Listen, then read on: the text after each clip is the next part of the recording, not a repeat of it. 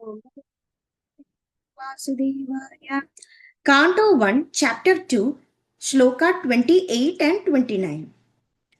Vasudeva Paraveda, Vasudeva Paramakaka, Vasudeva Parayoga, Vasudeva Parakriyaka, Vasudeva Param Jnanam, Vasudeva Param Tapaka, Vasudeva Paro Dharmo, Vasudeva Paragadihi. Vasudeva, the personality of God. Para, the ultimate goal. Veda, revealed scriptures. Vasudeva, the personality of God. Para, for worship. Makha, sacrifices. Vasudeva, the personality of God. Para, the means of attaining. Yoga, mystic paraphernalia. Vasudeva, personality of God. Para, under his control. Kriya, fruitive activities. Vasudeva, personality of God. Param, the supreme. Jnanam, knowledge. Vasudeva, the personality of God. Param, best. Tapa, austerity. Vasudeva, the personality of God. Para, supreme quality, superior quality. Dharma, religion. Vasudeva, personality of God. Para, ultimate. Gati, the goal of life. Vasudeva Paradevedaha, Vasudeva Paramakaka, Vasudeva Parayogaha, Vasudeva Parakriyaka, Vasudeva Paramnyanam, Vasudeva Param Tabaka, Vasudeva Paro Dharmo, Vasudeva Paragadihi. In the revealed scriptures, the ultimate object of knowledge is Sri Krishna, who is the personality of God. The purpose of performing sacrifices is to please Him. Yoga is for realizing Him. All fruitive activities are ultimately rewarded by Him only. He is supreme knowledge, and all severe austerities are performed to know Him. Religion, which is dharma, is rendering love service unto Him. He is the supreme goal of His life. Vasudeva Paraveda, Vasudeva Paramakaka, Vasudeva Parayoga, Vasudeva Parakriyaka, Vasudeva Paramnyanam, Vasudeva Param Tapaka, Vasudeva Paro Dharmo, Vasudeva Paragadihi. That Sri Krishna, who is the personality of God, is the only object of worship is confirmed in these two shlokas. In the Vedic literature, there is a same objective, establishing one's relationship and ultimately reviving our lost loving service unto Him. That is the sum and substance of the Vedas. In the Bhagavad Gita, the same theory is confirmed by the Lord in His own words. The ultimate purpose of the Vedas is to know Him. All the revealed scriptures are prepared by the Lord through His incarnation in the body of Sri Vyasadeva, just to remind the fallen souls the condition by the material nature of Sri Krishna, the personality of Godhead. No demigod can award freedom from material bondage. That is the verdict of all the Vedic literatures. Impersonalists are who have no information of the personality of God minimize the omnipotency of the Supreme Lord and put Him on equal footage with all other living beings, and for this act, such impersonalists get freedom from material bondage only with great difficulty. They are surrendered unto Him only after many births in the culture of transcendental knowledge. One may argue that the Vedic activities are based on sacrificial ceremonies. That is true, but all these such sacrifices are meant for realizing the truth about Vasudeva. Another name for Vasudeva is Yajna or sacrifice, and the Bhagavad Gita is clearly stated that all sacrifices and all activities are to be conducted for the satisfaction of Yajna or Vishnu, the personality of God. That is the case also with the yoga systems. Yoga means to get in touch with the Supreme Lord. The process, however, includes several bodily features such as asana, dhyana, pranayama, and meditation. And all of them are meant for concentrating upon the localized aspect of Vasudeva represented at Paramatma. Paramatma realization is but partial realization of Vasudeva. And if one is successful in that attempt, one realizes Vasudeva in full.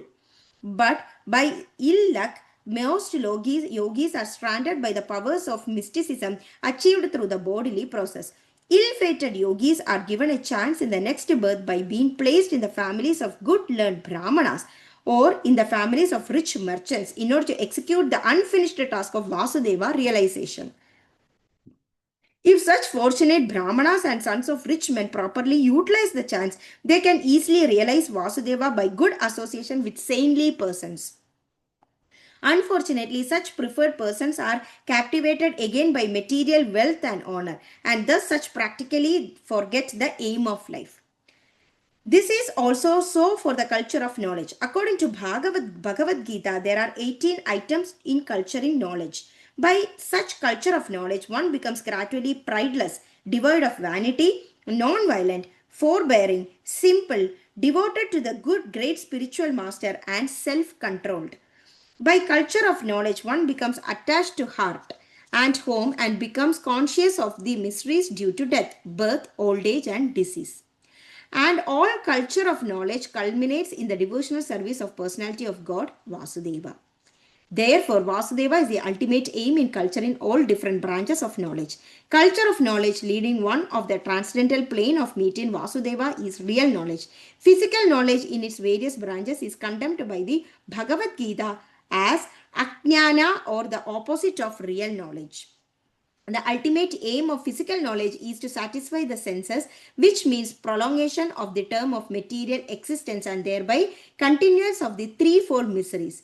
So, prolonging the misery life of material existence is nescience. But the same physical knowledge leading to the way of spiritual understanding helps one to end the miserable life of physical existence and to begin the life of spiritual existence on the plane of Vasudeva. The same applies of all the austerities. Tapasya means voluntary acceptance of bodily planes to achieve some higher end of life. Ravana and Hiranyakashipu underwent a severe type of bodily torture to achieve end of sense gratification. Sometimes modern politicians can also undergo several types of austerities to achieve some political end. This is not actually tapasya. One should accept voluntarily bodily inconvenience for the sake of knowing Vasudeva because that is the way of real austerities. Otherwise, all forms of austerities are classified as modes of passion and ignorance.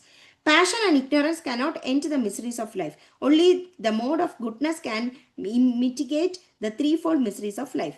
Vasudeva and Devaki, the so-called father and mother of Lord Krishna, underwent penances to get Vasudeva as their son. Lord Sri Krishna is the father of all living beings. Bhagavad Gita in 14th chapter and 4th shloka. Therefore, he is the original living being of all the other living beings. He is the original eternal enjoyer amongst all other enjoyers. Therefore, no one can be begetting father as the ignorant may think. Lord Krishna agreed to become the son of Vasudeva and Devaki upon being pleased with their severe austerities. Therefore, if any austerities have to be done, they must be done to achieve the end of knowledge, Vasudeva. Vasudeva is the original personality of God, Lord Sri Krishna. As explained before, the original personality of God expands himself by innumerable forms. Such expansion of forms is made possible by his various energies. His energies are all multifarious and his internal energies are superior and internal energies inferior in quality. These are explained in Bhagavad Gita 7th chapter 4th to 6th shlokas as the para and apara prakritis. So his expansion of various forms which takes place via the internal energies are superior forms, whereas expansions which take place via the external energies are inferior forms. The living entities are also his expansions. The living entities who are expanded by his interior potency are eternally liberated persons, whereas those who are expanded in terms of material energies are eternally conditioned souls. Therefore, all culture of knowledge, austerities, sacrifices, and activities should be aimed at changing the quality of influence that is acting upon us. For the present, we are all being controlled by the external energy of the Lord, and just to change the quality of influence, we must endeavor to cultivate spiritual energy. In the Bhagavad Gita, it is said that those who are Mahatmas or those whose mind have been so broadened as to be engaged in the service of Lord Krishna are under the influence of internal potency, and effect is that such broad-minded living beings are constantly engaged in the service of Lord without deviation. That should be the aim of life. And that is the verdict of all the Vedic literatures. No one should bother himself with fruitive activities or dry speculation about transcendental knowledge. Everyone should at once engage himself in the transcendental loving service of the Lord. Nor should one worship demigods who worship as different hands of the Lord for creation, maintenance, or destruction of the material world.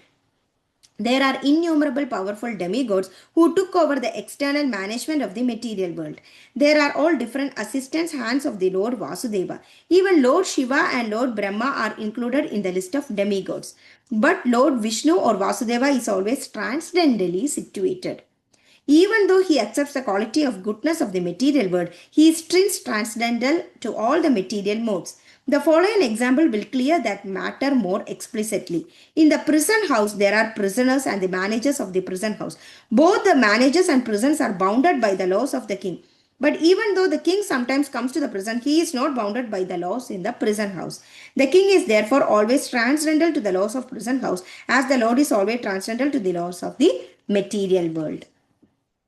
Vasudev परा वेद वासुदेव परा मकाका वासुदेव परा योग वासुदेव परा क्रियाका वासुदेव परं ज्ञानं वासुदेव परं तपका वासुदेव परो धर्मो वासुदेव परा गतिः श्रीहरे नमः गोपिका जीवनस्मरणं गोविन्द गोविन्द नारायण अखिल गुरो भगवन् नमस्ते.